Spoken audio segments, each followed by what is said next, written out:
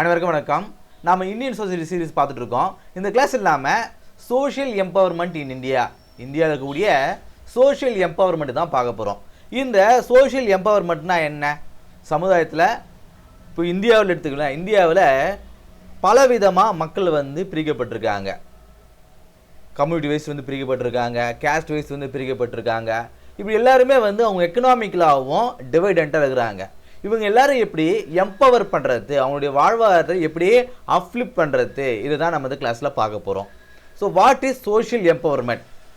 Social empowerment means enabling marginalized communities like SC, ST and OBC and minorities to access dignity, rights, resources and opportunity in society. அதாவது ஒரு marginalised கம்யூனிட்டிஸாக இருக்காங்க இல்லையா, அவங்க எல்லாருமே பொருளாதாரத்தில் ஒரு விளிம்புநிலை மக்கள் இருக்காங்க இல்லையா, இந்த விளிம்புநிலை மக்களுடைய அவங்களுடைய கண்ணியமாகட்டும், அவங்களுடைய ரைட்ஸ், அவங்களுக்கு தேவையான ரிசோர்ஸஸ் எதுவாக இருந்தாலும், இப்போ படிக்கிறாங்க அப்படின்னா படிக்கிறதுக்கு தேவையான ரிசோர்ஸஸ் தேவை, அவங்களுக்கான நல்ல பள்ளிக்கூடம் தேவை, அவங்க சேருவதற்கான ஒரு நல்ல ஆக்சசபிலிட்டியாக இருக்கணும். அதே போல் அவங்க இப்போ ஒரு வறுமையில் இருக்காங்கன்னா அவங்க பள்ளிக்கூடம் போக முடியாது இல்லையா, அவங்களுக்கு தேவையான அந்த ஸ்காலர்ஷிப் நம்ம ப்ரொவைட் பண்ணுறது மூலமாக அவங்களும் கல்வி கற்க முடியும். அவங்களுக்கு ஒரு கண்ணியமான ஒரு வாழ்க்கை தரத்தை நாம் ஏற்படுத்தி கொடுக்கணும். அதே போல் ஆப்பர்ச்சுனிட்டி, வேலை வாய்ப்புலேயும் அவங்களுக்கு ஆப்பர்ச்சுனிட்டி ஏற்று தரணும். இந்த மாதிரி விளிம்புநிலை மக்களாக இருக்காங்க, இந்த கம்யூனிட்டி சேர்ந்தவங்களாக இருக்காங்க, இந்த கேஸ்ட் சேர்ந்தவங்களாக இருக்காங்கிறதுக்காக அவங்கள நெக்லெக்ட் பண்ணாமல் எல்லாருக்குமான அந்த ஆப்பர்ச்சுனிட்டியை கொண்டு வரதுக்கு பேர் தான் சோஷியல் எம்பவர்மெண்ட். ஸோ சோஷியல் எம்பவர்மெண்ட்னா என்ன? எனேபிளிங் மார்ஜினலைஸ்டு கம்யூனிட்டிஸ், விளிம்புநிலை மக்களுடைய அவங்கள ஒரு ஆக்சஸ் டு டிக்னிட்டி, அவங்களுடைய டிக்னிட்டியை, ரைட்ஸ், ரிசோர்ஸஸ் அண்ட் ஆப்பர்ச்சுனிட்டிஸ் இந்த சொசைட்டி. ஒரு சொசைட்டியில் அவங்களுக்கு தேவையான கண்ணியத்தையும் உரிமையையும் அவங்களுக்கு தேவையான ரிசோர்ஸஸையும் அவங்களுக்கு தேவையான வாய்ப்புகளையும் ஏற்படுத்தி கொடுக்குறது பேர் தான் சோஷியல் எம்பவர்மெண்ட். இப்போ பெண்களாகட்டும், இப்போது இந்த அந்த விடியல் பயணம், நம்ம தமிழ்நாடு அரசுடைய அந்த விடியல் பயணம் அப்படிங்கிற ஒரு ஸ்கீம் எடுத்துக்கோமே. இப்போ அந்த ஸ்கீம் எடுத்ததன் மூலமாக இப்போ ஒரு கிராமத்திலேருந்து ஒரு நகரத்துக்கு கொண்டு போய் ஒருத்தங்க வேலை செய்கிறாங்கன்னும் போது அந்த ஒரு பர்டிகுலர் ஆஃப் ஒரு அமௌண்ட் அங்கே அவங்களுக்கு சேவ் ஆகுது இல்லையா. இப்போ உதாரணத்துக்கு நான் ஒரு 8 வருஷத்துக்கு முன்னாடி நானும் எங்கள் அம்மாவும் ஒரு கம்பெனிக்கு வேலைக்கு போகும்போது, அப்போது நாங்கள் வாங்குகிற சம்பளம் இப்போ தான் ஒரு பேசிக் பேமெண்ட் அப்படிங்கிறது ஒரு 10,000 அப்படின்னா அப்போ ரொம்ப குறைவாக இருக்கும், ஒரு 4,000 இருக்கும். அந்த 4,000த்தில் நாம் போகும்பொழுது பஸ் இந்த பஸ் ஃபேர் அப்படிங்கிறதே பார்த்திங்கன்னா ஒரு மாதத்துக்கு 600 700 ரூபாய் ஆகிடும். இப்போது இது மகளிருக்கு அது ஃப்ரீயாக பண்ணும்போது அந்த அமௌண்ட்டை அவங்க லைஃப் ஸ்டைலுக்கு பயன்படுத்துவாங்க. இப்போ இது இல்லை அப்படின்னா பெண்கள் வீட்டிலேருந்து வெளியே வருவாங்களா? அவங்க ஒரு வேலைக்கு போகணும்னு நினைப்பாங்களா? போக முடியாது இல்லையா. வீட்டிலே நம்ம சொந்த ஊர்லேயே ஏதாவது வேலை இருந்தால் வேலையே பாருன்னுவாங்க. இப்போ இங்கேருந்து ஒரு 30 கிலோமீட்டர் போகணுன்னாலும் அவங்களால போக முடியும். அவங்க ஃப்ரீயாக தானே போயிட்டு வரலாம் இல்லையா. ஸோ அந்த ஆப்பர்ச்சுனிட்டி, அதுதான் சோஷியல் எம்பவர்மெண்ட். இந்த மார்ஜினலைஸ்டு கம்யூனிட்டிஸுக்குள்ளேயே பெண்களும் வருவாங்க. இந்த இடத்துல மென்ஷன் பண்ணல அப்படின்னாலும் பெண்களும் இதில் அடங்கும். It's about achieving social justice, சமூக நீதி, inclusion and equity in public and private life. ஒரு பப்ளிக் லைஃப்லையும் ஒரு பொது வாழ்க்கையாக இருந்தாலும் அவங்களுடைய தனிப்பட்ட வாழ்க்கையாக இருந்தாலும் அவங்களுக்கு தேவையான சோஷியல் ஜஸ்டிஸையும் இன்க்ளூசிவ் உள்ளார்ந்த வளர்ச்சியும் அண்ட் ஈக்விட்டி சமபங்காக இருக்கிற விஷயத்தையும் ஏற்படுத்தி கொடுக்குறது பேர் தான் சோஷியல் எம்பவர்மெண்ட். சரி, டார்கெட் குரூப்ஸ் ஃபார் எம்பவர்மெண்ட். எந்தெந்த குரூப்ஸ்லாம் இவங்க டார்கெட் பண்ணுறாங்க இந்த சோஷியல் எம்பவர்மெண்ட்டுக்காக பார்க்கும்போது மேலே பார்த்தது தான் ஷெட்யூல்டு கேஸ்ட், எஸ்ன்னு சொல்லுவாங்க இல்லையா. So historically oppressed caste, victims of untouchability, தீண்டாமைக்காக அவங்க நிறைய கஷ்டங்களை ஃபேஸ் பண்ணியிருக்காங்க, அவங்களுக்கு லிஃப்ட் பண்ணணும்.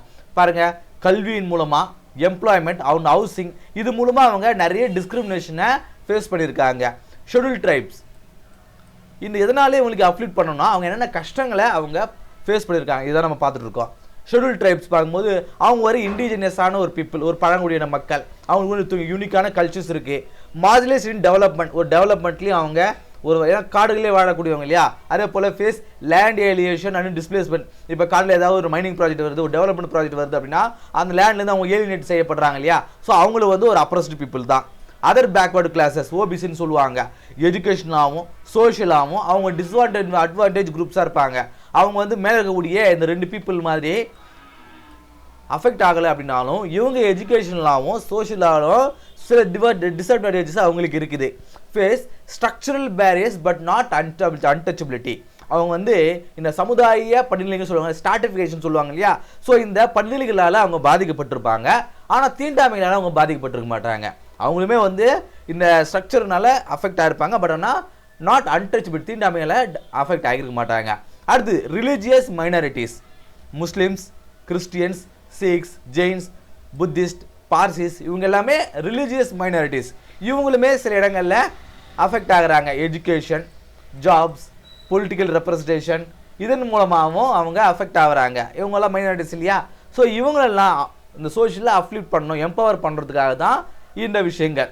சரி, இதை கான்ஸ்டியூஷனில் இவங்கெல்லாம் அப்லிஃப்ட் பண்ணுறதுக்கான, எம்பவர் பண்ணுறதுக்கான ப்ரொவிஷன்ஸ் ஏதாவது இருக்கா அப்படின்னு பார்க்கும்போது இருக்குங்க.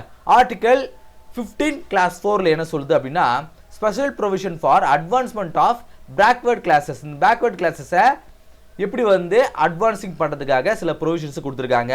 ஆர்டிகல் 16(4) கிளாஸ் 4ல் reservation in public employment, OBC reservation நம்ம கேள்விப்பட்டிருப்போம் இல்லையா? ஸோ ஆர்டிகல் 16 கிளாஸ் 4ல் வந்து இது சொல்லியிருக்காங்க. பிறகு ஆர்டிகல் 17 என்ன சொல்லியிருக்காங்க, அபாலிஷன் ஆஃப் அன்டச்சபிலிட்டி. ஆர்டிகல் 17 இது எல்லாமே ஃபண்டமெண்டல் ரைட்ஸ் இருக்கக்கூடியது. இது மூணுமே fundamental rights.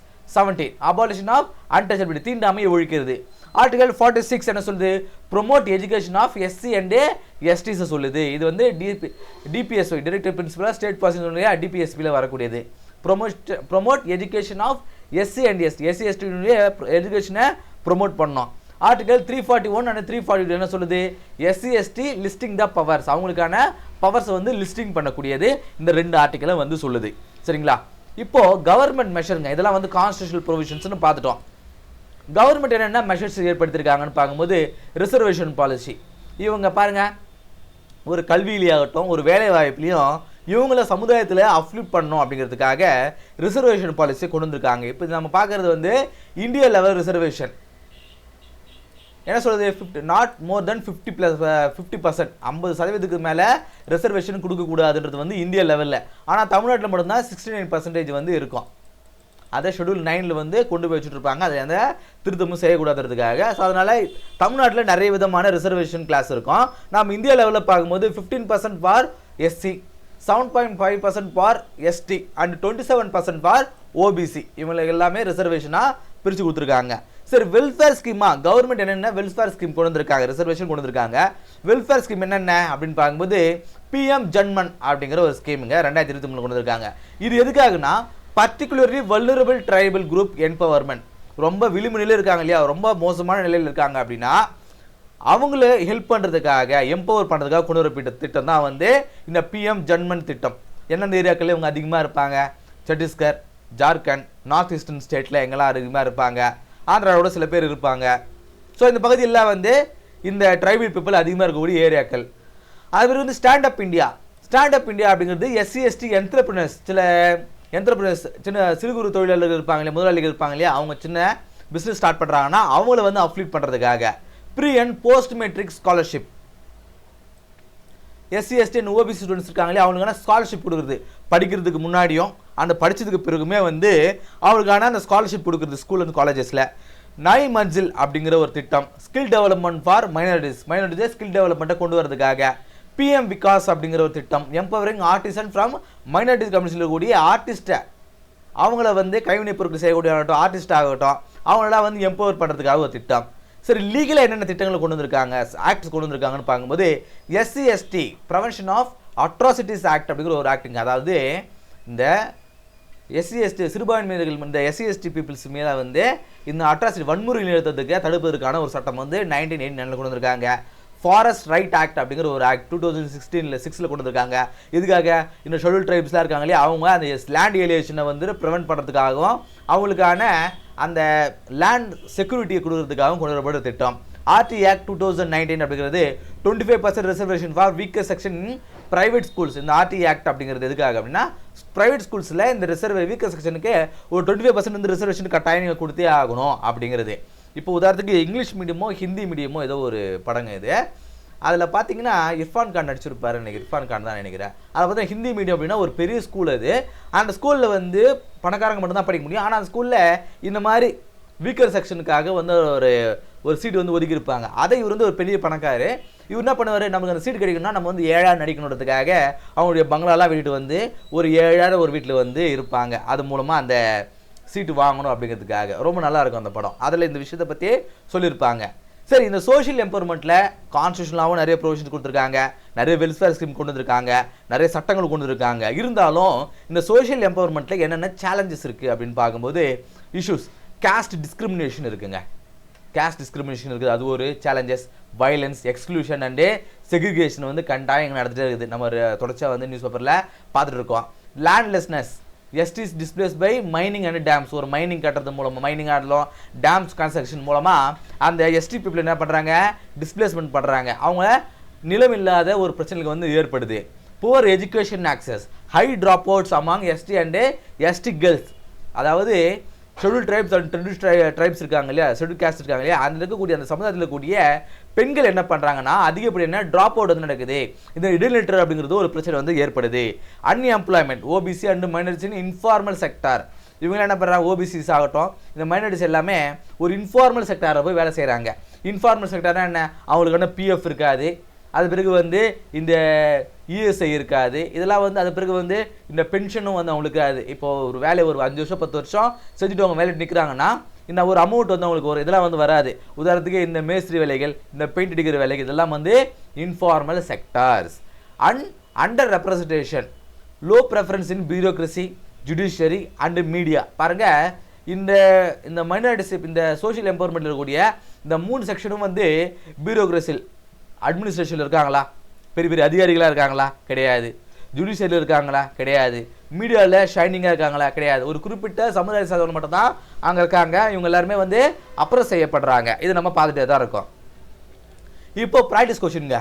Which of the following acts provide legal protection against atrocities on schedule caste and schedule tribes. அதாவது schedule caste and schedule tribes மீது நடக்கக்கூடிய அட்ராசிட்டிஸை, அதாவது வன்முறைகளை தடுக்கிறதுக்காக கொண்டு வரப்பட்ட சட்டம் எதுன்னு கேட்குறாங்க. ஆப்ஷன் ஏவா, பியா, சியா, டியா. இந்த 4 சட்டங்களில் எது வந்து இந்த ஷெட்யூல் காஸ்ட் மீதான நடக்கக்கூடிய அட்ராசிட்டி, வன்முறையை தடுக்கிறதுக்காக கொண்டு வரப்பட்ட திட்டம்? இதுக்கான சரியான ஆன்சரை கீழே வந்து கமெண்ட் சொல்லுங்கள். இந்த கிளாஸ் உங்களுக்கு யூஸ்ஃபுல்லாக இருந்திருக்கும் அப்படின்னு நம்புகிறேன். அடுத்த கிளாஸ் சந்திப்போம். நன்றி.